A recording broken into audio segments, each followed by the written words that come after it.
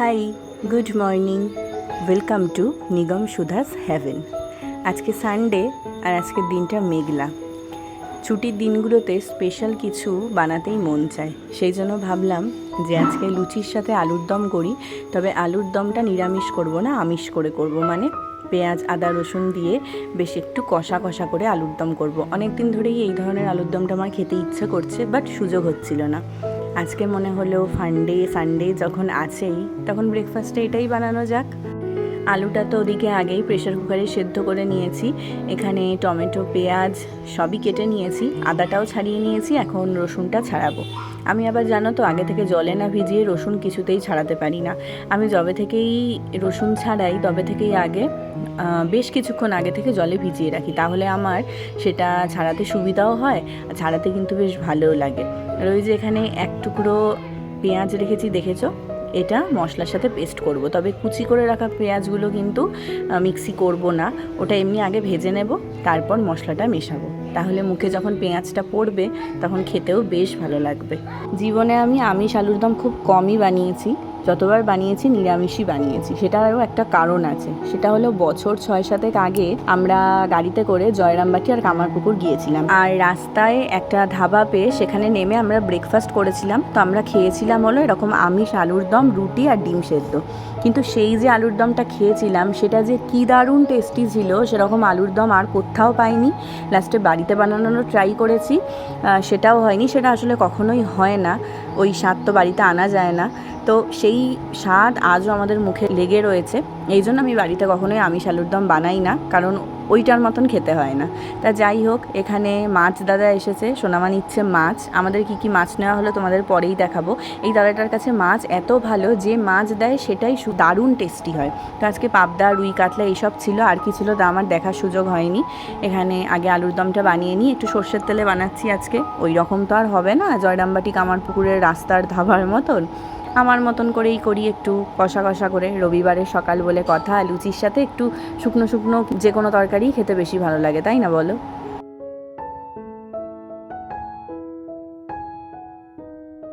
সর্ষের তেলে একটু জিরে ফোড়ন দিয়ে পেঁয়াজগুলোকে হালকা ভেজে যে মশলাটা করলাম সেটা দিয়ে দিয়েছি। আর আজকে জানো তো লাল লাল পাকা লঙ্কা ছিল, সেটাই দিয়েছি। এতে না খুব সুন্দর রং হয়, আর দেখেছি একটা আলাদা টেস্টও আসে। আর রেগুলারের কিছু মশলা যেমন জিরে গুঁড়ো, ধনে গুঁড়ো, হলুদ গুঁড়ো, নুন মিষ্টি সব দিয়ে ভালো করে মশলা কষিয়ে সেদ্ধ আলুগুলো দিয়ে ফুটিয়ে নিলাম। আর নামানোর আগে একটুখানি গরম মশলা আর আমার ফেভারিট কসুরি মেথি দিয়ে ঢাকা দিয়ে শুকনো শুকনো করে নামিয়ে নিলাম। আর এইদিকে এখন আমি ময়দাটাকেও মেখে নেব। আজকে সম্পূর্ণ ময়দার লুচি করব। আমার মা আটার লুচি বানায়, সেটাও আমার খেতে ভালো লাগে, কিন্তু ময়দার ওপরে জাস্ট কিচ্ছু যায় না। লুচি মানে সেটা ময়দার সাদা সাদা ফুলকো ফুলকো হওয়া চাই।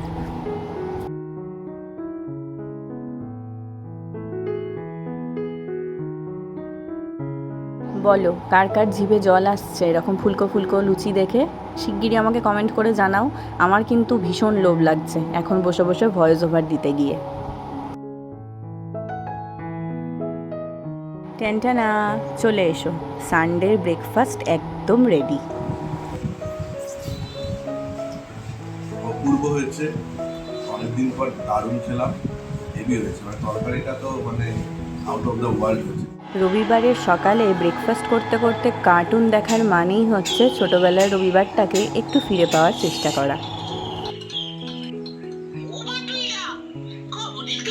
আজকে সপ্তাহের প্রথম দিন, একদম এক সপ্তাহের মাছ তুলে নেওয়া হয়েছে।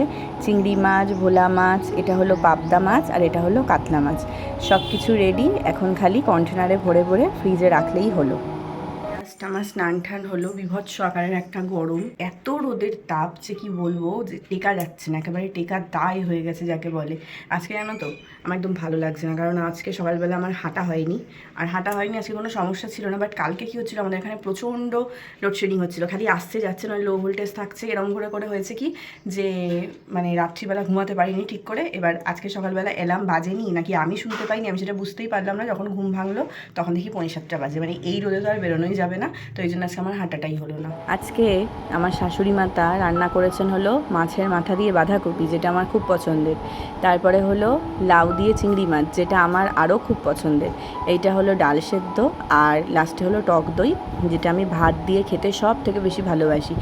পাতের শেষে যদি একটু টক দই ভাত দিয়ে খেতে না পারি তাহলে আমার ঠিক ভালো লাগে না। তবে এখানে কিন্তু খেয়ে দিয়ে উঠে খাওয়ার জন্য আমি আরও একটা জিনিস রেডি করে রেখেছি। কোথায় গেল? এই যে একটুখানি সেই মিরিন্ডা ছিল আগের দিনের না, 2-3 দিন হয়ে গেছে, তো সেই জন্য ভাবলাম একটু খাওয়া যাক। এমনিতেই আমার দুপুরবেলা খাওয়ার পরে, রাত্রিবেলা খাওয়ার পরে, বিকেলে ঘুম থেকে উঠে এই সমস্ত টাইমে খালি কিছু খাওয়ার জন্য মুখ ছুকছুক করে।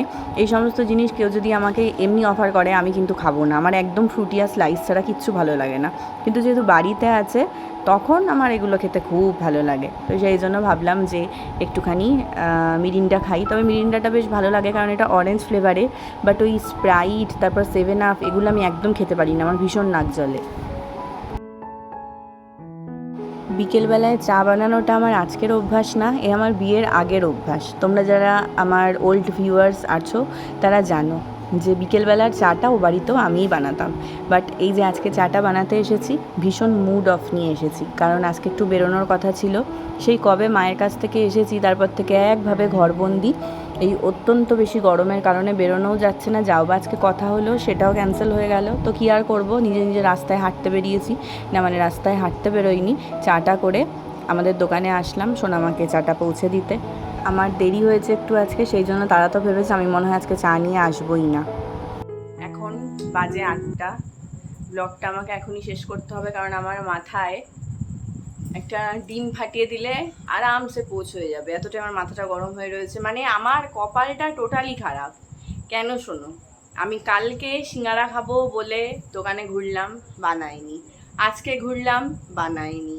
এছাড়াও চপের দোকানে গেলাম পেঁয়াজি বা বেগুনি খাওয়ার জন্য, সেটাও করেনি। মানে কি বলবো, একে তো সানডে, কোথাও ঘুরতে ঘুরতে যাওয়ার উপায় নেই, যে পরিমাণে গরম পড়েছে। প্লাস সোনামা যেহেতু দোকানে বসছে, বাবাকে একা ফেলেও যাওয়া যায় না, প্লাস গরম, মানে সব মিলিয়ে বেরোনোর কোনো রাস্তা নেই। তার মধ্যে একটু পছন্দের খাবার খেতে চেয়েও যদি সেটা না পাই, তাহলে মাথায় যদি আমার একটা ডিম্পোজ হয়, তাহলে কি কোনো সেটা দোষের?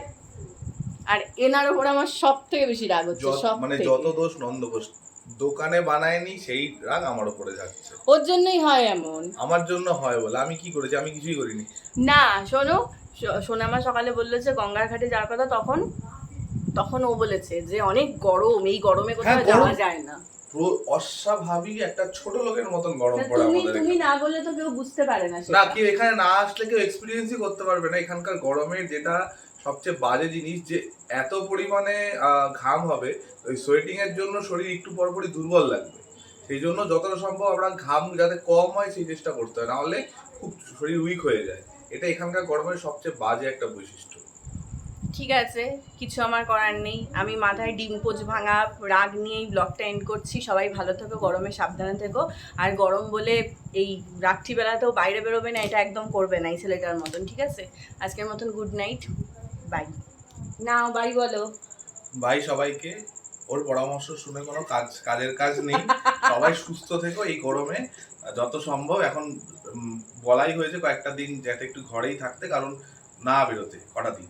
হ্যাঁ, মেন রাগটা হয়েছে যে খাবার দাবার গুলো বানায় একটাও না, কপালটা আগা করে একটু সোনা দিয়ে বাঁধানো, তো কিছু করার নেই, সবই কপাল। যাও, তোমাকে এই সত্যি কথাটা বলার জন্য আমি ক্ষমা করে দিলাম। কি আর, সত্যি তো এটা। চলো আজকের মতন গুড নাইট, বাই। সবাই ভালো থেকো, সুস্থ থেকো।